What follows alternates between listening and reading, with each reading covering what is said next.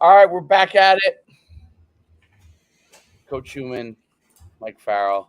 Let's Renewed talk about vigor. NFL Combine, but before we do that, let's talk about the D1 promo. Yeah, so renewed vigor with the promo, myfootballcamps.com/D1, myfootballcamps.com/transfer.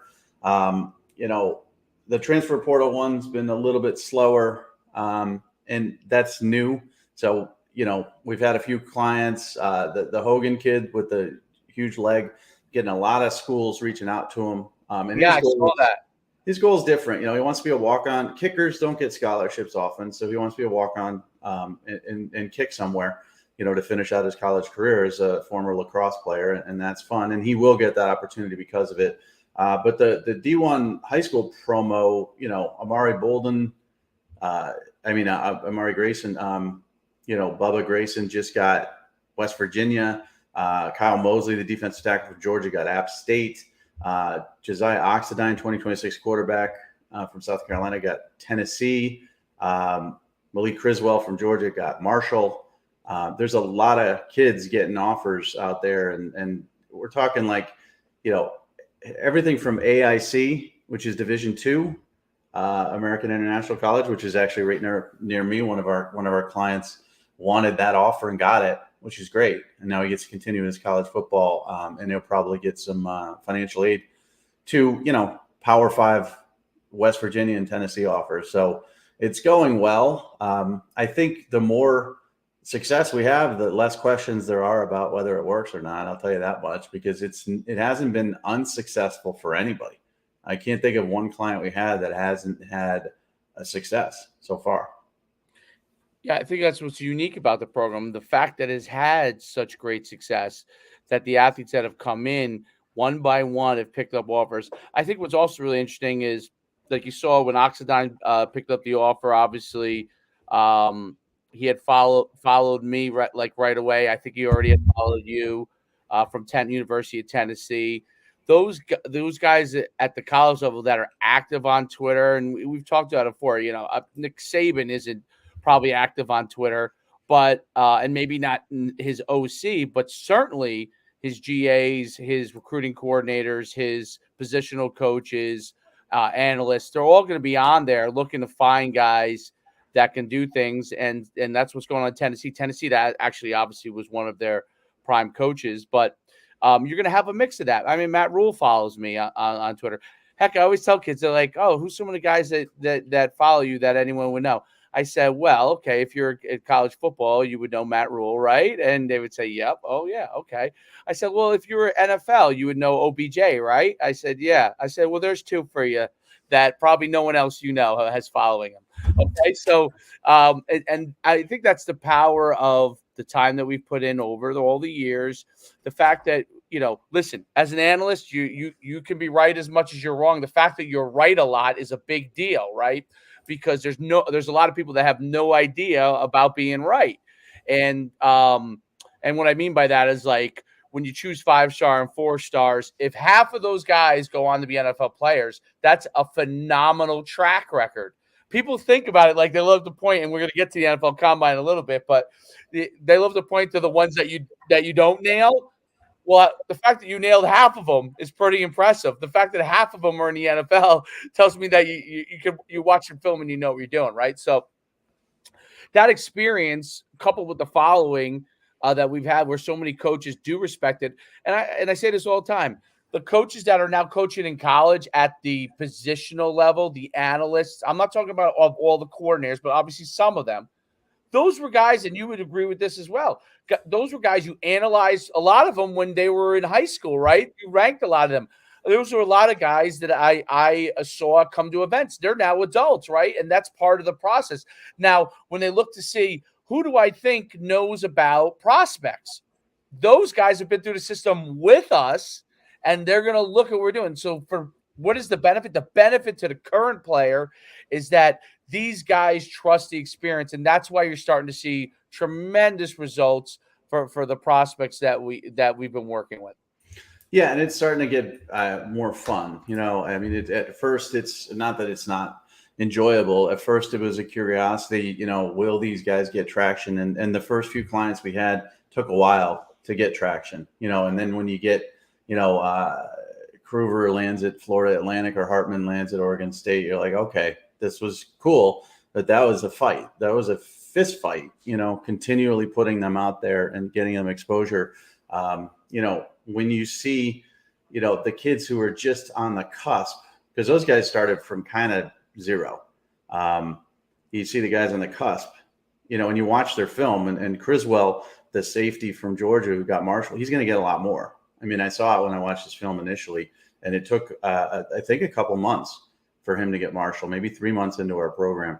And then you see like Grayson visits West Virginia and he gets an offer as an offensive lineman, but Kyle Mosley, who has 8 offers, doesn't.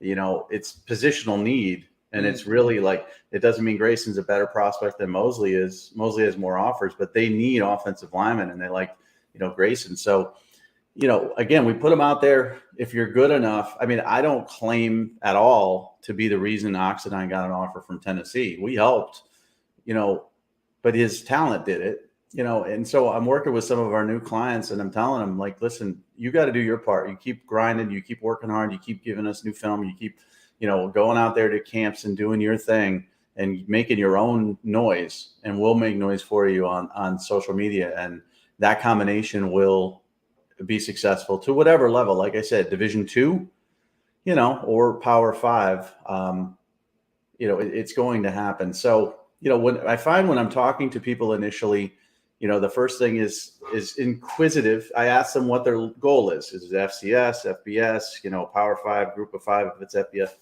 And then they're inquisitive. It's like, okay, I'm interested in hearing more about your program, and then I send them information about it. But you can't just send the link. You have to explain it to them, because everybody's sending links out there now to sign up for this, that, and the other, and give us your money and all this other stuff. So I explained to them, I say, this is the best one. This is the sweet spot one. This is the one you probably want. You don't have to listen to me. You can experience the one time if you want to, or you can experience a 3-month, but the 6-month is the sweet spot. And that's the one you probably want. And then they talk to their parents, and their parents sometimes come back and say, well, it's too expensive. And my response to that is, I wish you luck, in your recruiting journey. I had one kid tell me, that they couldn't do it. It was too expensive, which I completely understand. I mean, we're in a crap economy. And he said, I'm just going to hope to, get some new film out there, and my response was, good luck. I wish you luck. I hope you do well. But where's that film going to go? I mean, it's just going to go nowhere. You got 130 followers. No one on earth is going to find that film except for your aunt and your uncle and, all the people that follow you that already know you exist. It's getting to people that don't know you exist. That is the key. So I feel confident about it. I'm going to interrupt you real quick, because this is really a fundamental conversation about much more than just so much more than just about recruiting. And it happens to be in our space where we happen to be gurus besides the recruiting spot. And you'll see where I'm going with this. Social media marketing, okay? The ability to market yourself in social media requires a few things. Number one, interesting content, right? Number two, you have to be able to build a following, okay? A reason why people want to be following you. Why do they want to follow Coach Schuman? Why do they want to follow Mike Farrell, right? And then a specific thing that either they're learning or getting information from, right? So, I don't know, someone could be teaching a course, right? If I was breaking down film on football plays, and that was my whole social media, my whole presence, I would probably begin to build a following. People deem me to be an expert, right? So in this case, we're talking information, we're talking recruiting content, identifying prospects, okay, finding them, and building the social media presence, which we have done already for you. Done. Mike and me have done this because 25 years putting in, 20 for me, 25 for Mike, of putting in the time. We have built the engine for you. This is a very important thing. It just hit me right now as to one of the things when you said 132 followers. Why is an athlete who puts out 132 followers not have a hard time getting coaches to pay attention? It's the algorithm. The algorithm of social media wants people to stay on it longer. Twitter, YouTube, TikTok, right? Why do I have a big TikTok presence? Why do you have a ginormous Twitter presence? Why do I have a big Twitter presence? Why do I have 2.5 million viewers of my YouTube in the last month? Okay, that's views, 2.5 million. Why? Is because we have put in the years of experience to build that following, whether yours was accidental or just because of informational. I think in your case, it wasn't that you were a social media guru, although you obviously learned it, but you were an informational guru. You were providing information that was valuable to a lot of people. So people wanted to get that information for you. And by the way, half the people like to disagree with you, right? So More than beyond half, what 90%. but think about that. That's an important thing. You're still providing information. They're going to say Mike Farrell is a genius. Mike Farrell's an idiot, right? But they're going to sit there and follow Mike Farrell because they want to be able to chime in one way or the other. Okay. Mine's a little bit different, but from a camp side, from MVPs, from rankings, from all those kind of things, that has built the following, and then I'm providing a lot of information with respect with recruiting. This has been built over time. We've built the following for you. What is different between this and other companies that sell this stuff? Sell something, nothing's like ours, but sell something remotely in the same marketplace. They don't have following. They don't have the coaches following them. They don't have the presence where people are going to follow them in the marketplace. We're the hub already. We already provide a hub. There's very few hubs in the recruiting space. I could probably name a handful. You're probably the same. You can probably name a handful. That's it. That's the value of it. That is the value. So if you have 132 followers as a prospect and you put your film out there and the algorithm goes out to the algorithm says no one's going to watch this. I'm not even talking about college coaches, right? But because hey, no one is going to watch this, that means that the college coaches who potentially might be your marketplace are not going to watch it because it's not going to go out to them even in the algorithm portion of it. Whereas our stuff will go out in the algorithm portion of it. Besides the actual component of the following, the algorithm likes it because people are watching our stuff. Now, you might get 100 likes from your friends. Okay. I always say this, like, oh, you go on Instagram and you see this. A kid puts out a video that's, I don't know, a local high school kid does it nice, that makes a nice play. 100 of his 50 classmates in school like it. And the kid goes, I get 150 likes. You look at his likes, 75 of them are girls from his class, 35 of them are guys on his team, 5 coaches from his high school team, and 25, 30 kids from his school, all contained in a local area. Well, if he was selling hamburgers to the local market, yeah, that might be valuable. Here's a local hamburger joint, and the 150 people that like it might go to that local hamburger joint. But if you're trying to get national recruiting, get exposure, you need to be where the hubs are, and we're one of the hubs. Yeah. So that was, my response. And again, I'm not going to oversell. I'm not going to pester. If you say no, I'm going to wish you luck. But if your reasoning is I'm going to just try to get new film or do it on my own or whatever, that's great. And it might work for you, and it's hard work.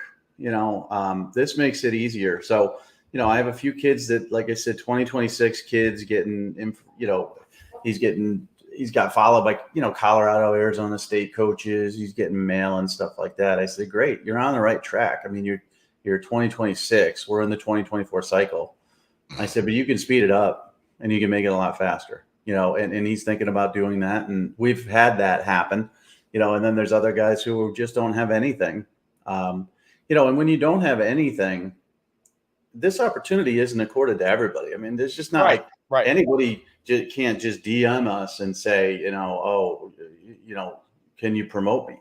You got to have some talent. You've got to have skills. You've got to be, so when I look at the film, I'm like, okay, what is this kid? Is he an FCS level kid? Is he a Division II kid? I don't mind that, but you got to understand that that's where your focus has to be.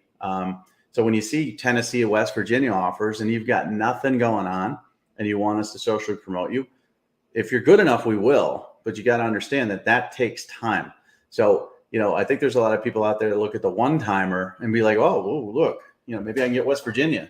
No, not one time, 6 times, or over a year. It's going to take that time. And people don't want to make that investment in time. But what they will be doing when they've graduated high school and going off to college is they won't be playing football, or they'll be walking on the team to try to make it, and this is an opportunity to sort of, get some of your education or all of your education paid for. And in some cases it's to take, I can say with confidence that Grayson and Mosley, two of Coach Manis's next level recruit guys, wouldn't be Power 5 considerations right now without the program. Eventually, maybe, but they're 2024, so the clock's ticking. But without this program, they would not be Power 5. So what's happened? Maybe a kid ends up at Georgia Southern, which is great. Maybe he plays great there, transfers to a bigger school. Or maybe he's discovered through this program and he ends up at, I'm not going to say Georgia, but Georgia Tech or West Virginia or, a higher level school, Virginia Tech, something like that, because of it. So it's a good investment. I get frustrated at times because I'm like, this is a no-brainer. If I don't have kids, right? You have a 7-year-old, if your kid matriculates towards football and he's 14, 15 years old and he's on the cusp, but he's not getting a lot of attention, and your kid's not a good example because he's your kid.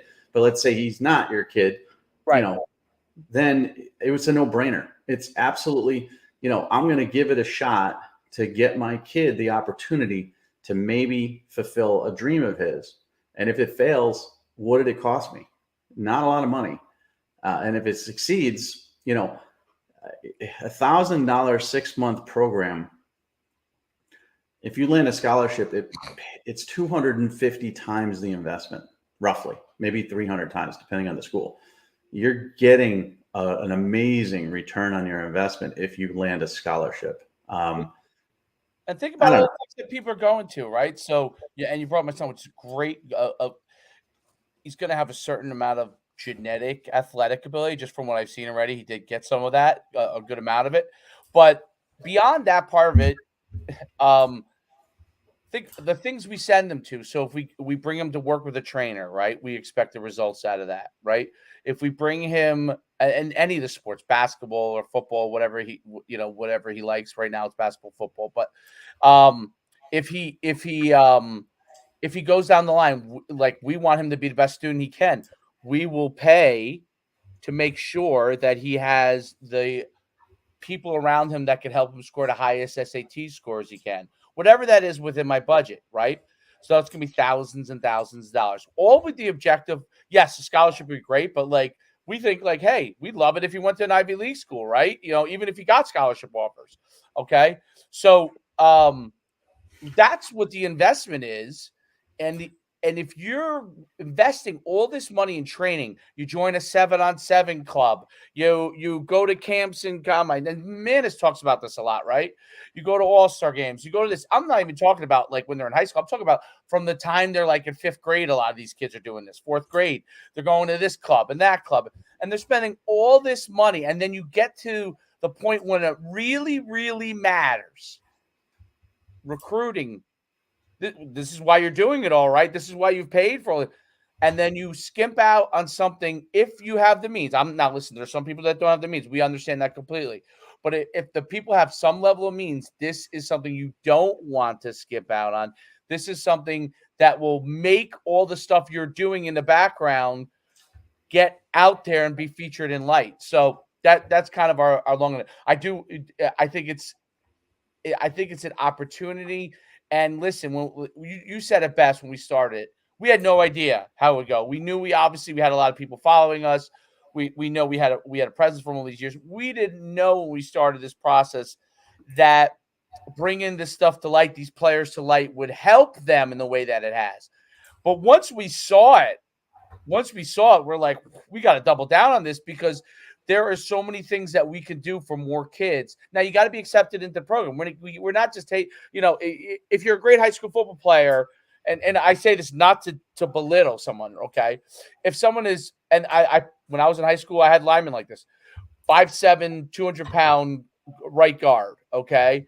Unless he's a long snapper, he's not going to be able to play guard in college. Okay. So if a person like that did come to us, we'd say, hey, listen, are you a long snapper? Are you playing linebacker? Maybe you can play division. If not, then it probably wouldn't be the right program for those people, that person. Now, listen, could he be the best? Could he be an all-league guard at his high school? Absolutely. Could he be all-county? Absolutely. But it would not be the right prospect for our program. And that's the thing that we're doing that's different is we want to make sure that this person is someone that we feel could succeed in the program. We're not judging, because you were a great high school football player that you shouldn't play college. We're just saying we want people that we think can succeed in the program, and we can accelerate that process if we deem that it's someone that's in a program through our following and through all that kind of thing. And I think that's different. There are programs out there that will promote anybody for any reason, and then at the end, those people are really upset because they spent thousands and thousands of dollars, and the truth is they were a really good high school football player, but there was nowhere else to go. And there's nothing wrong with it. I've coached many kids that were great high school football players, and they go to the University of Georgia as a student, and they have a fantastic 4 years, okay? They go to Penn State, they have a fantastic 4 years. There is absolutely nothing wrong with it. Our program is for guys that we think can have an opportunity at a higher level. We call it D1 because there's a lot of kids that are coming to our program that are going D1, but at a higher level to get opportunity, to get scholarships, to get some money, to be able to have success in football. Yeah. So myfootballcamps.com/D1. If you're a transfer portal kid who happens to be watching this, it's myfootballcamps.com/transfer. I'll put it up. DM us if you're interested. I'll take a look. You'll take a look, and we'll talk to you about the program itself. And it's gaining a lot of traction.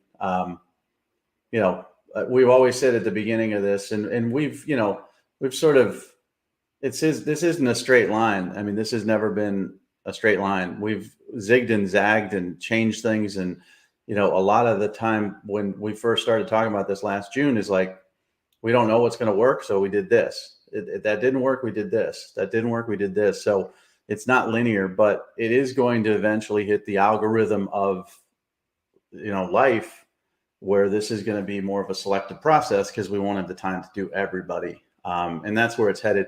Not there yet. So there's opportunities to sign up. Do it now. DM, we'll talk to you all about it. We're already 45 minutes. Well, we're not 45 minutes in, but we're 22 minutes in, but it's 12:45.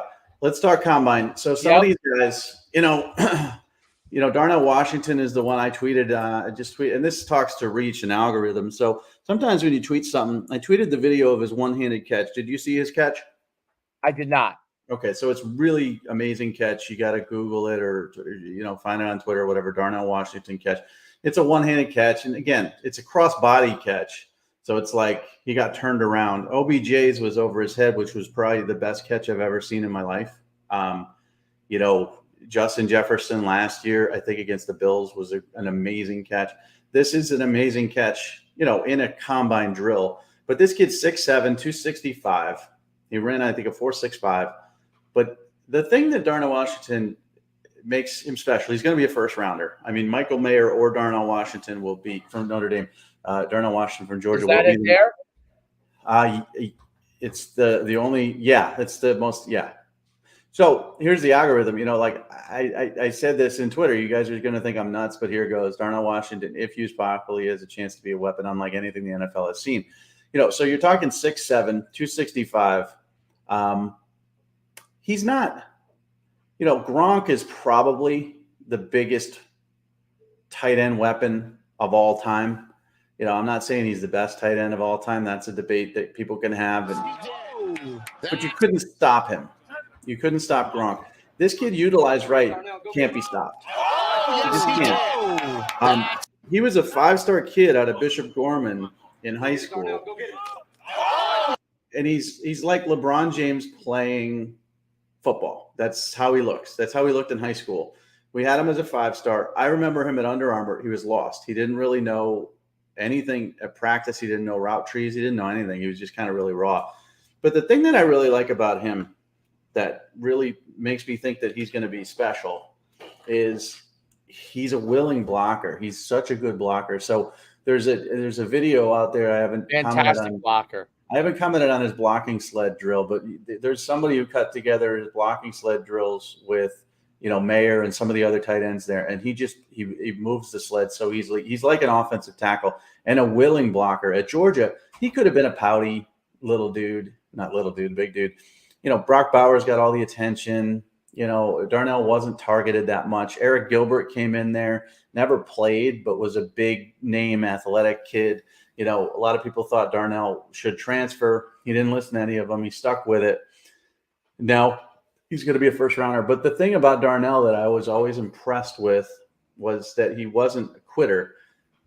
If I'm not going to be a target in the passing game that much, I'm going to be the best blocker I can. And he is a legitimate killer. I mean, the best blocking tight end to come out that I've seen since Gronk probably. So he's going to be special. I think there's a chance for whoever drafts him to really build an offense around his abilities. Because how do you cover 6'7", 265, who can adjust to the football like that? You just can't cover that. You can't cover Travis Kelce, and he's smaller than that. You couldn't cover Gronk, and he was about the same size. They have a chance to make Darnell Washington special, whoever drafts him. That catch is unbelievable. He does look like a LeBron James playing football. It's amazing. I mean, that when he was playing in the national championship, obviously Brock Bowers is athletically really good, and he's got good size. He's very fast, and he's kind of like a wide receiver. No, he's a tight end. Blocks well, but Washington is so like when he came. I mean, he wore the 0, right? He was 0. Yeah. He when he came out in the field, he was so big. I mean, so big. There was he's bigger than LeBron James weight-wise, right? So LeBron's probably 250, I would say, right? In weight. And yeah, I think LeBron's like 6'7", 255. And this guy's 6'7", 280-ish, 270. Yeah, he measured in 265, but he played probably around 275 or so. It's just right when you want to. Well, when LeBron and you probably evaluated him when he was, or that was probably early days of your whole process. He deemed as one of the top tight end prospects at that time, or the top. Yeah, he was. I mean, it was obvious he was going to play. So they're listing LeBron James at 6'9", which is probably a little tall. Maybe he's 6'8".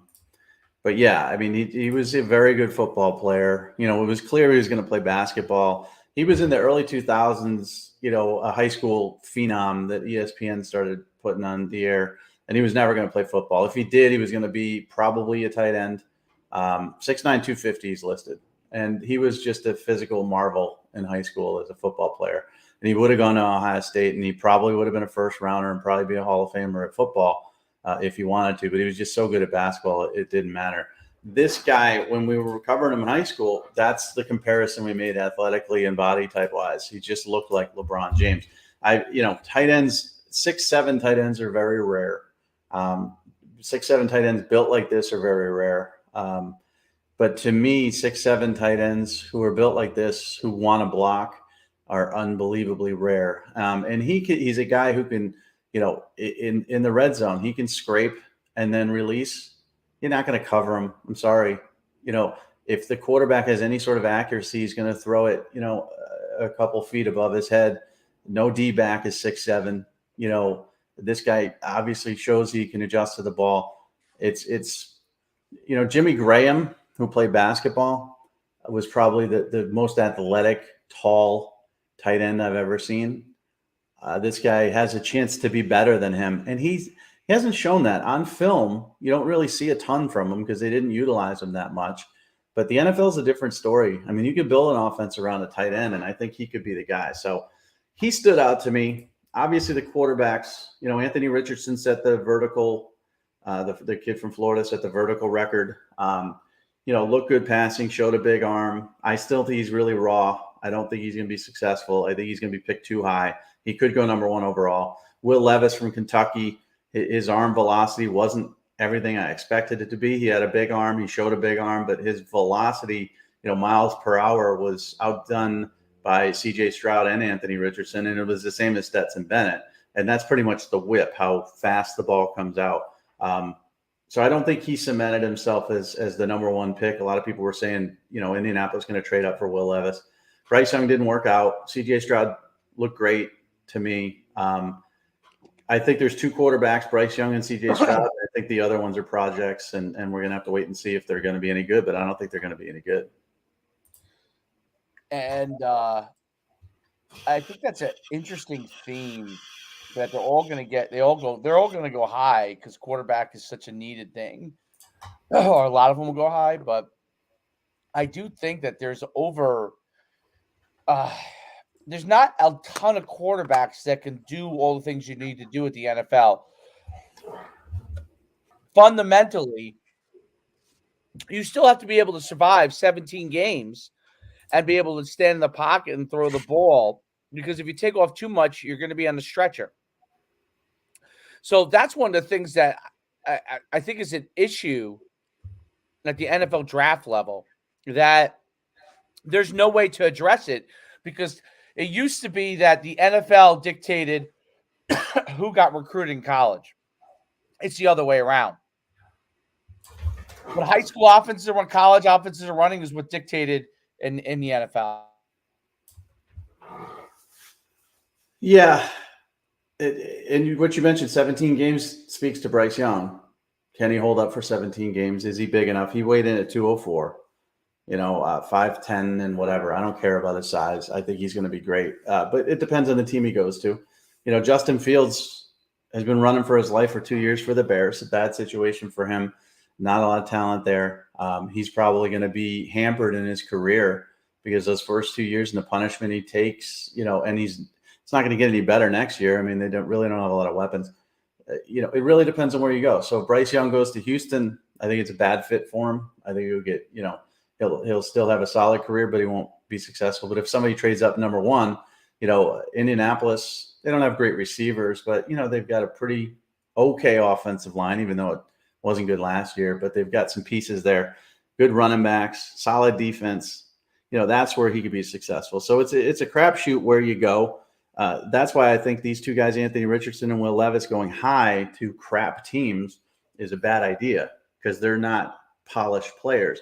If you put them in a situation, where like Mahomes was traded up for and he got to sit a year. Lamar Jackson was taken late in the first round.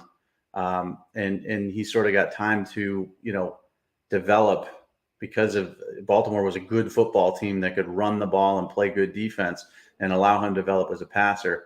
Jalen Hurts taken, I think, second round, and they put pieces around him. If you go to a good football team, you have a chance. So that's why I think Stroud and Young probably have the best chance of success on bad teams, even though I don't think Houston's really going to be successful with anybody. And then these other guys are just flyers. So they're all going to go top 10, though. I'm telling you, the NFL is just dumb like that. They're all 4 quarterbacks will go in the top 10. 2 will stink, 2 will be good. And I think, Bryce Young and Stroud will be the good ones.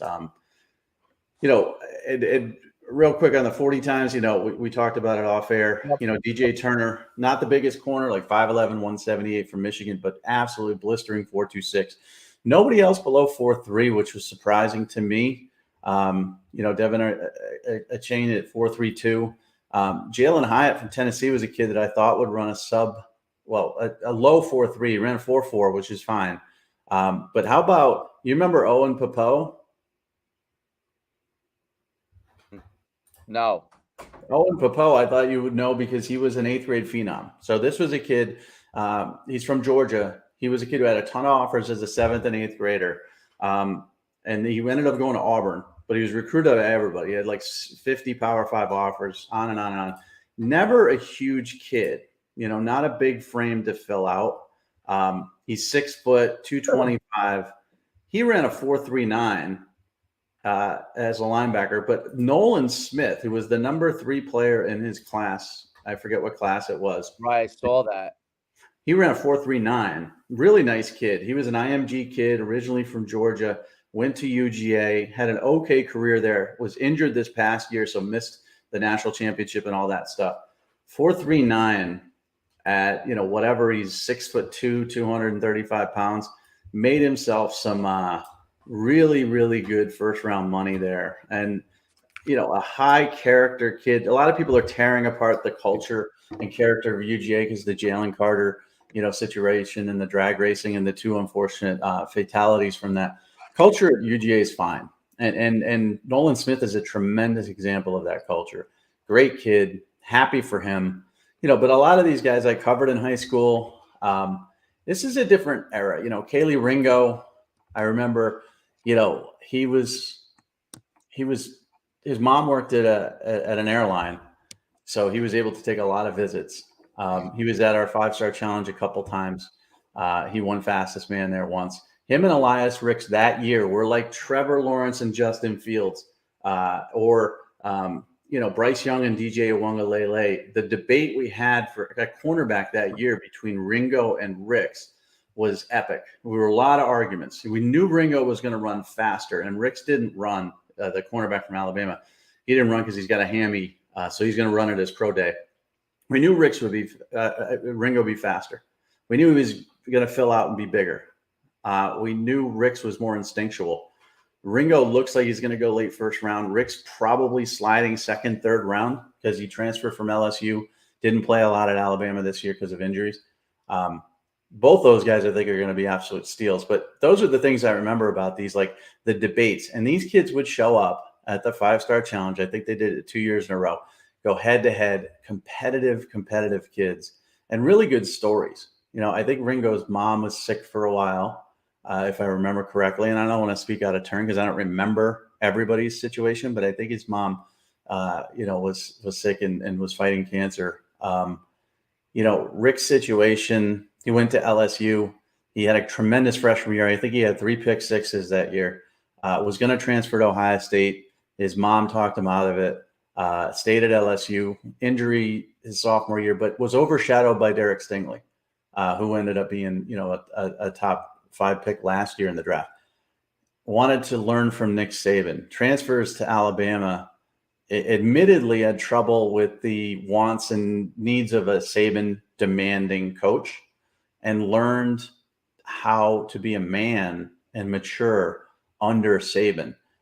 Now, the transfer cost him a little bit of draft stock, but I think it's going to really pay off for him in the long run, and I think he's going to be a superstar. So those are kind of some of the kids that stand out that I remember. You know what's amazing? So I was watching Nolan Smith's 40-yard dash, and I saw this in quite a few guys. If you remember the old days when you see the 40-yard dash, it looks like their legs are moving really fast, right? Now it looks like they gained so much ground with their powerful strides that they're running super fast 40-yard dashes from their power, which has been a change. And you might have seen at the high school level, Nichols Carver, who's run like 10-2 and 100-meter dash. He's like 6'6", 240. Yep. Freak. But freak. But a lot of these guys, you're seeing a little bit more with the NFL Combine too. Those big guys are generating a ton of power. If they're not like heavy, where they're not carrying a lot of body fat, they are able to generate a lot of power, and their sprinting speed. It's almost like the little bit of a change of their sprinting styles that these guys are generating so much power, where bigger guys are able to, with a lot of power, run very fast 40s. And not just what it used to be, right? The real slim guys that were running fast 40s. It's interesting seeing it. I'd love to do a little more analysis on it. I don't know the answer on it. I just found it intriguing because you watch Nolan Smith's 40. It doesn't look like he's like turning it over per se, right? Yeah, it's powerful strides. And so what happened years ago, and you've tested kids a billion times. You just tested some last weekend at the Winterfest. Yep. 10 years ago, especially 15 years ago, there was a lot of kids that would come to camps that didn't have 40-yard form. They didn't know how to run it. If they were track kids, maybe they did, but they didn't know how important the get off was and balance was. Now everybody, I mean, Trevon Walker was, picked so high last year by the Jaguars, 272 pounds, ran a 4.51, 1.62 split. It's the get off, it's the explosion. So you see these guys who have, I mean, Nolan Smith's 240 pounds. You see guys, I don't know, 270 like Trevon Walker, 280 who can run, in the 4.6 range. And you begin to wonder, like, Nolan Smith outran almost every wide receiver. It's like, are the wide receivers slower? No. These guys are, the wide receivers are less about their lower body and more about that turning it over, like you talked about. The powerful athletic guys, they get out and they go. And I don't even think they know how fast they're going. I think they're surprised. I think, like, when Nolan Smith hits a 4.39, I'm sure he's acting cool about it all, but I don't think he feels he's going that fast. I don't think Trevon Walker felt he was going that fast. It's all power and explosion, and that's what the NFL wants. In the wide receivers, they don't really care as much about that. Like, Jalen Hyatt's kind of a thin guy. He's not a real power wide receiver. He's more of a speed guy. But when you're choosing between a linebacker or a hybrid, an edge linebacker, and you see one runs a 4.39 and the other runs a 4.52, you could tell one of them's much more explosive, quick twitch, going to get to the spot sooner, and that's the guy you want to draft. But I remember years ago, kids didn't know how to run the 40. So when I talk about Ricks and Ringo was a track guy in high school. He knew he had the technique down. And Ricks was not as much of a track guy, and he didn't know. And so Ringo would always outrun him. And then we had the debate. We knew Ringo was going to run. This was 4 years ago.